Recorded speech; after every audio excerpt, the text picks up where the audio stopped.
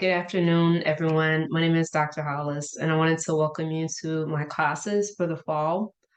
I'm currently teaching 5 courses, and so what we're doing this season is a general overview for all 5. The content, of course, in those individual courses are not the same, but the skeletal structure for each of my courses does look very similar. And so I do that in part to make sure that the deadlines are easier for me to keep track of, as well as for students that have chosen to take multiple versions of my courses, that helps them as well. So whereas now you're looking at, for example, the Blackboard site for the African American history class, the second half, when I do keep in mind when I'm speaking about one course, I am also generically speaking about your individual course. And so as such, I'll also share some other examples from other classes that I'm covering for the fall. So if you have not done so, I encourage you to look at the Blackboard sites or the individual Blackboard site for your course. It is going to be my main mode of communication with you. I will, of course, use email, but I've come to really use the Blackboard platform more consistently, even than email, because not all students check their email accounts regularly, but these platforms are the easiest ways to communicate. So, for example, if you're taking a structured remote course with me, a course that meets via Zoom, you'll see the Zoom link within the homepage, and it also will reinforce what our schedule is for the weekly sessions and the date ranges.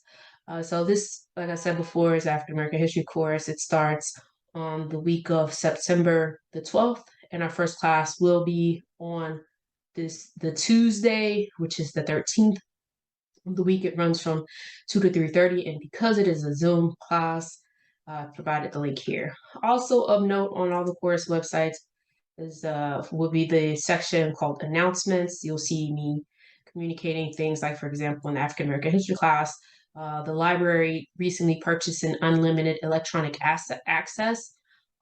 So that's wonderful for the students enrolled in that class. There's no need for them to individually purchase the textbooks because the university is paying for unlimited access to the book that we're using. Same can be said for if you're taking any of my US history surveys, the first half or the second half. The textbooks for that course are the American Yop series, which I can show you here.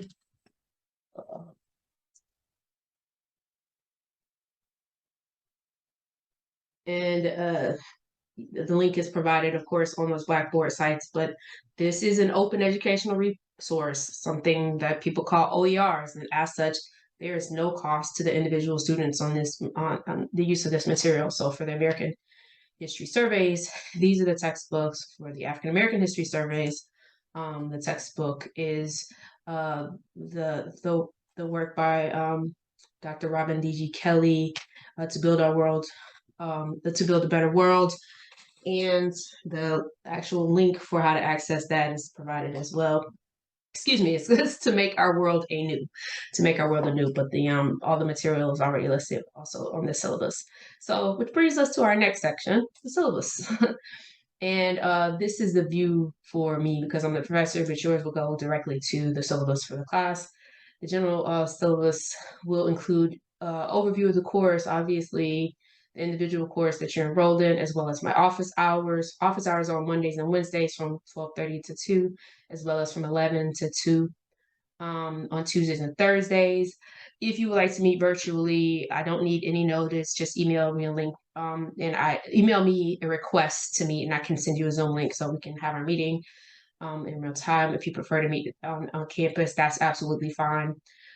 This is example, of course, material for the textbook and for the African American history course. And I shared that the university library just turned this into a Z course, which means there's no need to purchase the textbook. You have an unlimited access. So the general rest of the course flows week to week. You will see in my classes that work is due on Wednesdays. All of the classes, the work is due on Wednesdays. And just to clarify, what does that mean? Does that mean that we start on a Monday and then the work is due 2 days later? No, it means that we have a week for me to provide lectures, for us to have discussions with primary sources in class. Also for us to, I reinforce a lot of my lectures and our primary source labs with films because I find them to be a kind of multi-sensory way for students to learn and engage and to think about how scholarship is transformed into documentary media. And so every week we will also examine a documentary, a major work of documentary that reinforces a discussion that we had, a lecture that we had with primary source labs. And so that's a full week. And then the following week, we'll meet at least one time before your work is due. And so it'll either be, of course, a Monday if it's a Monday, Wednesday class, or a Tuesday if it's a Tuesday, Thursday class. So the week is always due the following Wednesday. So for example, class, if the week runs from the 12th to the 18th, that means like the 21st or whatever day that Wednesday is when the first assignments are due. And the exact can be said for the rest of the flow of the semester. You'll notice items in red account for our drop schedule. So for example, if you something happens in your schedule, your work schedule or your academic schedule or just your life, and you realize that this class no longer fits for the semester, I wanted you all to be informed about what the drop procedures are. I do hope that everyone stays and maintains an interest in the course to the end, but I realize that things happen. And so I wanted to provide you all with those kind of timelines throughout the syllabi to let you know what the drop eligibility or what the requirements are for drop, or what the cost is, things that are like. So you will notice those throughout in red. And I've also highlighted periods when we do not have class for things like the holidays. I always, in all of my syllabi, I include a kind of a visual that says this class is for mature audiences, in part because history is an incredibly difficult things that happened in the past for some people can be incredibly difficult for them to engage in. Situations of violence, situations of that could be potentially triggering or activating. And so, I just sometimes I don't remember to say, "Hey, we're about to address something in this course that may." Activate some people or that some people may be offended by, what have you. I teach about the past. I tell stories about the past. I reinforce the historical content that we address with documentary evidence of the past. But that doesn't mean that everyone's comfortable experiencing these various conversations or topics that I introduce. So this is kind of a general carte blanche. Hey, this class covers mature material. Know that, and know that at any point, if I introduce something that you find off-putting, it's not intended to be anything other than me trying to engage you in the process of historical learning and historical analysis of things alike. So if you were to ask the question, what is the general makeup of the class? 20% of the coursework of this class will come from quizzes. We'll have weekly quizzes. I find that those are helpful as a way for you to gauge what you're learning from week to week and what the main themes are within the various parts of the week. 25% of the course grade comes from participation. Participation, first and foremost, means if you are in a structured remote course or if you are in a in-person course, participation means speaking in class, adding substantive ideas, ideas that are supported by the readings or the lectures, and contributing to this process of learning in the classroom. It could be asking questions. It's okay if you come to class with questions that are substantively tied to the readings, or even something that's tied to one of my lectures, what have you. It means being very present. That's what participation means. It doesn't mean, coming to class, logging on, or just existing in the room. It means being engaged. I will acknowledge that some people have a difficult time, more a difficult time than others, being vocal in class, and so I want to acknowledge that. And I've done that through our discussion boards. So discussion board posts are not required, but I do create space within the Blackboard website for you all to, kind of keep a flow of communication about the readings and or things you find interesting from week to week that deals specifically with the class. That's one way for me to kind of make sure that folks that feel less comfortable in class speaking up at the beginning of the class, that their ideas are generally, their contributions are still they still have a platform. I will say that, I'm fine with you all continuing to use the discussion board platform throughout the full period of the course. But I also expect people who are fairly, shy or introverted to eventually become more comfortable speaking up in class. And so participation first is in class presence and what have you. If again, if you're in a structured remote or a or an in-person class. And so that means eventually I want to see you, participate. If you're in a distance learning course of mine, that of course obviously means participation is being very engaged and involved in the discussion board prompts. And potentially even opening up your own or creating your own prompts and asking questions within that, and keeping the dialogue going. And that, of course, DLs, distance learning classes, I cannot expect you to speak in person because you're not meeting in person, right? So film critiques make up 15% of the grade as well. And I provide some general overviews within Blackboard regarding what that means, what my criteria are for how I will grade the film critiques. You'll see that within the Blackboard sections where we actually have the assignments for the critique. I also provide a kind of succinct overview that includes a generic outline for people that have never done them before and may want to think about like how to structure a kind of film critique. And if you have any questions about that, before the assignment comes, feel free to email me, or even if during the week of the first assignment, feel free to, we can talk about that. And lastly, the final assignment is a reflective essay, and it's already posted. So the final is not a kind of gotcha final. It's the final questions are posted, what the actual expectations are already up on Blackboard, and that makes up 10%. In terms of my evaluation metrics, those are posted on the syllabus as well. You'll see A is excellent, thoughtful work. It really is relevant to the content that we've discussed in terms of class, but also the lectures and also additional films. It means that you use spell and grammar check. B work has a good response, but the work is it may have some grammatical errors, minor grammatical errors. The C work means you submitted the work. The work doesn't necessarily place your ideas within the larger context of the readings and lectures, and it leans more on opinions than supported evidence based off of the content from the class. And then D and F, I have the description for them. I hope that those are things that you individually aspire for.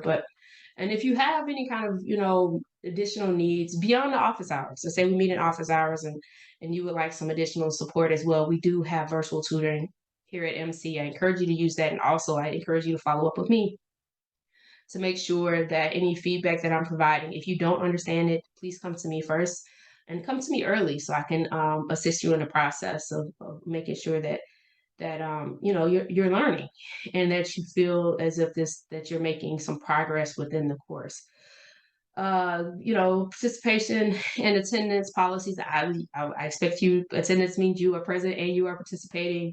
If it's an in-person class, you're attending class and you're fulfilling all the requirements that MC has placed on students, meaning it's in person. Right now, we have the expectations that students still wear masks.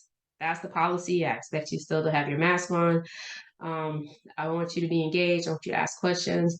If you have to miss a class, I expect to hear from you before you miss the class. I do understand that emergencies happen, but I don't want to normalize you just missing a class and not feeling responsible to me or to your other classmates. It's really important that we all exist on a kind of an ethical code of prioritizing the class while we are in the class. And so that's my expectation. And one thing I kind of went very quickly through, like, I hope you don't want to D or F kind of passively, but I do want to enforce that going back on that code of ethics, an F work for me is work that you either did not turn in or it is not your original ideas, it's plagiarized.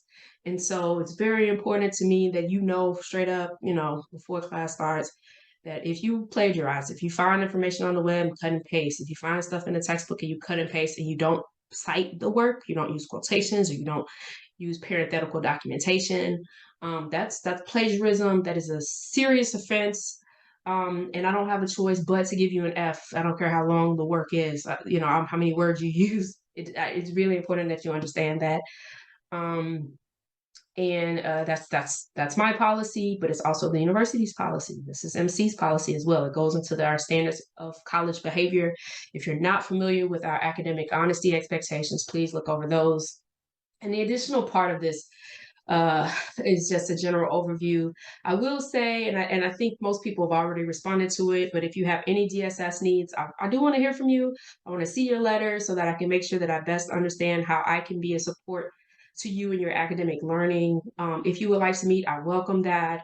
If you're fine, just sending the letter, but you want to make sure that I've received it and I understand, I'm fine us following up in a more casual way, via email, what have you. But it's very, very important to me that you understand that it's that I received all the materials that I should have to be able to best suit you as a student. So please take that as seriously as I will, because I am here to support your learning. In terms of the Blackboard, you'll notice that the flow of the course content is where you will see what is expected of you from week to week, just like on the syllabus. The only difference between the Blackboard site and the syllabus is this is interactive. This is where you go to actually do the work that is assigned week to week. You'll see that I have hyperlinked the videos, and these are mostly attached to Canopy, which is the library's academics database for films. And so as such, you would be expected to use your M number to log in. And once you set up an account, once you set up an account and an ID, it's seamless. But if you don't have an account or ID, then the first time that we watch a product, then that will be the thing that sets it up. I will say that if you are in the African American history course, the second half, this first piece is not a Canopy work. This is straight from YouTube. Really, really, really amazing lecture. Sometimes we will use YouTube, but only for academic work that has been authenticated through some that has a clear copyright. I'm not going to ask you to watch a show that has been copied and placed on YouTube. We're going back to that whole academic integrity piece. We're using material via Canopy, and where the YouTube material is original, or we have a fair use right to use it. But all of these materials are hyperlinked, and you will see in the middle of the term, we also have a general research and writing week, which is an opportunity for us to think about what is the work of a historian and how are the skills that historians have, how do they exist in a career space for people that have interest in pursuing the study of history within an academic space, and or surprisingly, perhaps for some, historians do all kinds of things. So you may be trained as a historian as an undergraduate, but go on to use your skills in places that have absolutely on the outside looking in that have nothing to do with the field. And so what kind of skills, do people gain from becoming a historian, and how adaptable are those skills? We'll have a whole week in the middle of all the classes where we engage in this topic. And then, of course, like I said, at the very end, we see the final reflective essay. So same can be said for, of course, the other classes. For example, the second half of U.S. survey is the only class I have this semester that actually meets right now in person. And so just make sure that you pay attention to if your class is structured remote, where the hyperlink is to make sure that you're able to show up on time virtually, via Zoom, and or if your class is in person, that you paid attention to where the class is located. I've of course already sent you all emails to reinforce this, but just in case people are joining the class late, I wanted to have a more succinct way to summarize this. So same could be said for all the rest of the courses. They all have the same format and similarly the same structure. And I cannot think of any additional guidelines. I will say, I suppose that since I said, this is the interactive place, the part of course content, let's say you wanted to actually do the assignment, make sure that you do not forget to click on things like the weeks, because that is where the work is within the work. So this will give you a hyperlink to the discussion board section. And this also will give you a hyperlink to all the quizzes. If you have a quiz week to week, there's always going to be an overview of what the structure is of the individual quizzes. And if there's any additional readings, you'll see those situated online. So for example, the discussion board, I won't show you within this because we do have some posts from other students, but for all the classes, I also ask people to give kind of general introduction to themselves. And I want to know things like if you have preferred pronouns, mine are she and hers, or if you have a preferred name, you can just call me Dr. Hollis or Dr. H or Doc. All of those are fine with me. I want to know why you enrolled in the course. I want to know if you have a favorite hobby. I want to get to know you as an individual as well. So if you want to share, what kind of hobbies you have, what kind of things you do to relax.